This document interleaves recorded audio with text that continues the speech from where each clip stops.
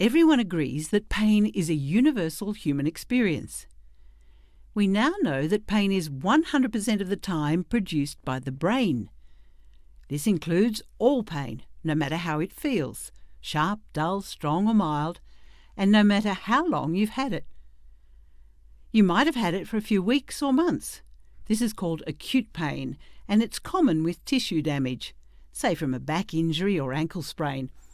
And generally, you'll be encouraged to stay active and gradually get back to doing all your normal things, including work. Or you might have had it for 3 months or more, and this pain is generally called persistent or chronic, because in this type of pain, tissue damage is not the main issue. What's less clear, though, is when you're told you have chronic pain, is knowing what's best to do about it. Well, in Australia, chronic pain is a really big problem. In fact, 1 in 5 people have it.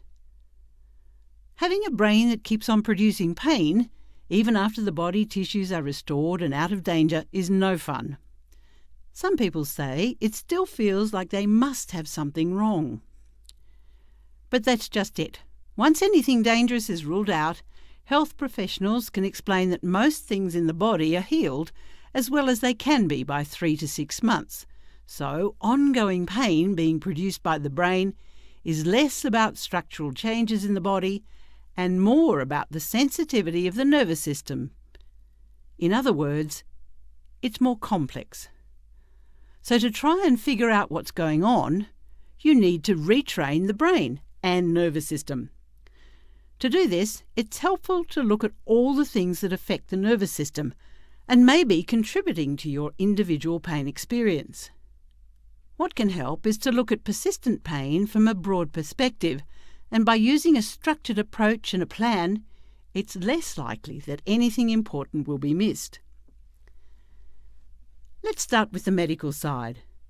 Firstly, taking medication can help, but only to a limited extent.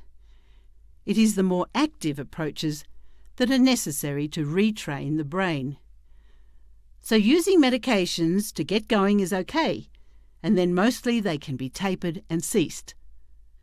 Some people also think surgery might be the answer, but when it comes to a complex problem like chronic pain, surgery may not be helpful. So if you're thinking of surgery, it's best to get a second opinion, and remember to consider all the things. Next, it is helpful to consider how your thoughts and emotions are affecting your nervous system. Pain really impacts on people's lives, and this can have a big effect on your mood and stress levels. All those thoughts and beliefs are brain impulses too, but you can learn ways to reduce stress and wind down the nervous system. This helps with emotional well-being and can reduce pain as well. The third area to consider is the role of diet and lifestyle. Now, it turns out that our modern lifestyle might not be so good for us. In fact, what we eat and how we live may really be contributing to a sensitized nervous system. Looking at all the things like smoking, nutrition, alcohol, and activity levels, and seeing if there are any issues is a good beginning, and these things can go on your plan. Then there's often enormous value in exploring the deeper meaning of pain and the surrounding personal story. By stepping back and looking at all the things that were happening around the time the pain developed, many people with pain can make useful links between a worrying period of life and a worsening pain picture. For many, recognizing deeper emotions can be part of the healing process. Last, but by no means least, is physical activity and function. From the brain's perspective, getting moving at comfortable levels without fear and where the brain does not protect by pain is best, and you'll gradually restore your body's tissues.